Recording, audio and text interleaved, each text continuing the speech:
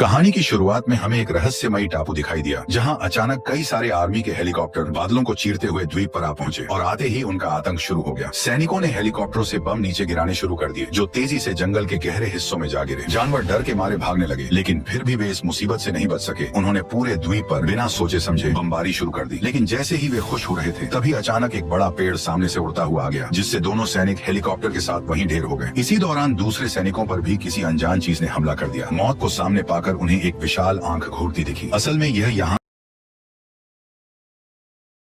का रक्षक king Kong था। उसने हेलीकॉप्टर को अपने हाथ में पकड़ लिया और गुस्से में अपना बड़ा मुंह खोलकर एक सैनिक को जिंदा निगल लिया। सैनिक इतने डर गए कि उनकी आंखें फटी की फटी रह गई। उन्होंने कभी इतना बड़ा जानवर नहीं देखा था। पर हैरान होने की बजाय सैनिकों ने मेजर ब्लैक के इशारे पर कॉन्ग को घेर लिया। सैनिकों ने बिना रुके अंधाधुंध गोलियां चलाई, लेकिन गोलियां वैसा नुकसान नहीं पहुंचा पाई जैसी उन्हें उम्मीद थी। कॉन्ग मजबूरी में हाथ उठाकर सारी गोलियां रोकता रहा, जिससे वह और भी ज्यादा गुस्से में आ गया। उसने गरजते हुए एक मुक्का हेलीकॉप्टर पर मारा और हेलीकॉप्टर तुरंत जमीन पर गिरकर तबाह हो गया। इसके बाद उसने एक और हेलीकॉप्टर को पकड़ने की कोशिश की, लेकिन हेलीकॉप्टर के घूमते पंखे ने उसके हाथ को काट दिया। दर्द के कारण कॉन्ग ने अपना हाथ पीछे खींच लिया, लेकिन पंखे के नियंत्रण से बाहर होने से हेलीकॉप्टर घूमने लगा। पायलट की पूरी कोशिश के बावजूद भी हेलीकॉप्टर जंगल की ओर गिरने लगा। कॉन्ग ने जोर से दहाड़ लगाते हुए जमीन पर गिरे हेलीकॉप्टर की ओर देखा। सैनिक अपने घायल साथियों को बचाने की कोशिश कर रहे थे, लेकिन कॉन्ग ने एक ही पैर से उन्हें कुचल डाला। जब एक हेलीकॉप्टर उसके हमले से बचकर भागने लगा, तब वह तेजी से उसी दिशा में हेलीकॉप्टर का पीछा करने दौड़ पड़ा। तभी ब्लैक मेजर ने हेलीकॉप्टरों को उसकी ओर निशाना साधकर हमला करने का ऑर्डर दिया, लेकिन तभी कॉन्ग ने एक छलांग लगाई, जिससे ब्लैक मेजर का हेलीकॉप्टर बच नहीं सका और सामने उड़ रहे एक दूसरे हेलीकॉप्टर से टकरा गया। कॉन्ग जमीन पर आ गिरा, जिससे चारों ओर धूल का गुब्बार उठ गया। टक्कर में ब्लैक मेजर का हेलीकॉप्टर बुरी तरह तबाह हो गया और तेजी से घूमता हुआ जमीन पर जा गिरा। कॉन्ग ने जमीन पर भाग रहे सैनिकों को कुचल डाला। जान बचाने के लिए वे सभी एक साथ छिप गए, लेकिन वैज्ञानिकों को डर था कि कहीं वे मुसीबत में न फंस जाएं, इसलिए वे तुरंत वहां से भाग गए। लेकिन इससे पहले कि वह सैनिक भी उनके साथ भाग पाता, कॉन्ग ने उसे और उसके पास के सामान को एक साथ हवा में उछाल दिया और बदकिस्मती से सैनिक सीधे एक और हेलीकॉप्टर से जा टकराया। सैनिक के पंखे में फंसते ही उसके शरीर के टुकड़े टुकड़े हो गए। खून से सने माहौल में हेलीकॉप्टर भी कंट्रोल से बाहर हो गया और जंगल में गिर पड़ा। लेकिन किस्मत से मेजर किसी तरह बच निकला। जब वह घबराते हुए हेलीकॉप्टर से बाहर आया, तो उस हेलीकॉप्टर में फंसे उसके साथी को कॉन्ग ने एक झटके में उठा लिया और मेजर बस हैरान होकर खड़ा रह गया। कॉन्ग ने हेलीकॉप्टर उठाकर दूसरे पर दे मारा। आधा हिस्सा निशाने पर लगा, जिससे हेलीकॉप्टर से धुआं निकलने लगा और वह बेकाबू हो गया। गुस्से में कॉन्ग ने कूदकर एक और हेलीकॉप्टर तोड़ दिया और दूसरे को हाथों से पकड़ लिया। एक चक्कर घुमाकर उसने उसे भी तहस नहस कर दिया। हेलीकॉप्टर उसके हाथों में ऐसे थे जैसे कागज के बने हों। वह उन्हें चुटकियों में ही चूर चूर करता चला गया। मेजर गुस्से से उसे देख रहा था। उसे अपनी आंखों पर यकीन नहीं हो रहा था, लेकिन असल में गलती मेजर की ही थी, क्योंकि कुछ समय पहले मेजर के कहने पर ही वैज्ञानिकों की एक टीम लाखों सालों से छुपे स्कल आइलैंड की खोज के लिए आगे बढ़ रही थी। रिसर्चर्स के हिसाब से स्कल आइलैंड इसी विशाल तूफान के भीतर छिपा हुआ था। इसलिए बिना एक पल गवाए ब्लैक मेजर अपनी टीम के साथ हेलीकॉप्टर उड़ाते हुए सीधे तूफान की ओर बढ़ गया। दर्जनों हेलीकॉप्टर बिना किसी डर के सीधे तूफान के बीच में घुस गए, लेकिन वे जितना करीब जा रहे थे, तूफान उतना ही भयंकर हो रहा था। जैसे ही हेलीकॉप्टर तूफान में घुसा, सामने अंधेरा छा गया, हेलीकॉप्टर का नियंत्रण खो गया और सभी उपकरण काम करना बंद कर दिए। ब्लैक मेजर ने शांति से अपने सैनिक हेलीकॉप्टरों को आगे बढ़ने को कहा। आखिरकार हेलीकॉप्टर बादलों को चीरते हुए बाहर निकले और उनके सामने का नजारा एकदम साफ हो गया। अब वे एक खुले साफ आसमान में पहुंच चुके थे। बाकी हेलीकॉप्टर भी धीरे धीरे बादलों से बाहर निकल आए और उन्होंने एक रहस्यमय द्वीप खोज निकाला। यही वह खुफिया द्वीप है जिसकी सरकार हजारों सालों से खोज कर रही थी। दूर दूर तक पहाड़ियां फैली थी और नजारे बेहद सुंदर थे। हेलीकॉप्टर छोटे छोटे द्वीपों के बीच उड़ रहे थे और सभी इस सुंदर जगह को देखकर बेहद खुश थे। लेकिन जैसे ही एक हेलीकॉप्टर पायलट ने कुछ बम गिराए, तभी धमाकों ने पूरे द्वीप को हिलाकर रख दिया और सोया हुआ किंग कॉन्ग भी जाग गया। कॉन्ग के जबरदस्त हमले के बाद उसने सभी हेलीकॉप्टरों को गिरा दिया और फिर वह चुपचाप गायब हो गया। हेलीकॉप्टरों के अलग अलग गिरने से सैनिकों की टुकड़ी 3 हिस्सों में बिखर गई। ब्लैक मेजर ने अपने बचे खुचे सैनिकों को इकट्ठा किया और कसम खाई कि वह मारे गए भाइयों का बदला जरूर लेगा। वहीं मौत से बच निकली दूसरी टुकड़ी वैज्ञानिकों के साथ द्वीप पर चल रही थी। तभी अचानक पानी की सतह पर हलचल हुई। एक विशाल जलीय भैंस धीरे धीरे पानी से बाहर खड़ी हो गई। वह जोर जोर से सांस लेती हुई धीरे धीरे सबके पास आने लगी, लेकिन उसने डरे हुए लोगों पर हमला नहीं किया, बल्कि सबको कुछ पल देखने के बाद वह मुड़कर धीरे धीरे पानी के बीचों बीच चली गई। डर से उबर चुके सभी लोग आगे बढ़ते रहे। जल्द ही वे एक जंगल के अंदर पहुंचे, जहां पत्थरों से बनी दीवारों पर पीले रंग से अजीबोगरीब ड्राइंग की गई थी। वे सावधानी से अंदर चलते गए। कैप्टन मार्वल बस तस्वीरें खींचने में ही लगी थी। तभी अचानक उसके कैमरे में एक इंसान का चेहरा आ गया, जिससे वह डर के मारे चिल्ला पड़ी। इसके तुरंत बाद लोगों का एक ग्रुप छिपने की जगह से बाहर आ गया। उनके शरीर का रंग और पत्थर की दीवारें इतनी अच्छी तरह से मिल गई थी कि किसी को भी उनका पता नहीं चला। तभी जनजातीय लोगों ने भाले लेकर सभी को एक साथ घेर लिया। इन अजीबोगरीब लोगों को देखकर लोकी की टीम भी एक पल के लिए गोली चलाने की हिम्मत नहीं कर पाई, जब तक कि कुछ मुखिया जैसे लोग अंदर नहीं आ गए। जैसे ही दोनों साइड से गर्मा गर्मी बढ़ रही थी, तभी एक बड़ी दाढ़ी वाला बूढ़ा आदमी वहाँ आया। उसने हिंदी में समझाते हुए सबको हथियार डालने के लिए कहा, लेकिन उन्हें हैरानी थी कि वह हिंदी कैसे बोल पा रहा था। तभी उसने सभी को बताया कि वह और एक जापानी पायलट 28 साल पहले हेलीकॉप्टर हादसे के बाद इस स्कल आइलैंड पर फंस गए थे और तभी से यहीं रह रहे हैं। इसके बाद वह उन्हें जनजातीय बस्ती के पास ले गया, जहाँ पानी के ऊपर बना एक विशाल ब्रिज रास्ता रोके हुए था। सबको लगा कि यह ब्रिज किंग कॉन्ग के हमले को रोकने के लिए ही बनाया गया है। वह सभी को लेकर जनजाति के मुखिया से मिला और मुखिया ने उन्हें यहाँ कुछ दिन रहने की अनुमति दे दी। इसलिए वो लॉकी की टीम को जनजातीय लोगों के पवित्र स्थान पर ले गया, जहाँ कतार में पत्थर के खंभे जमे हुए थे। इन पत्थर के खंभों पर उकेरी गई कहानियों के जरिए सभी को पता चला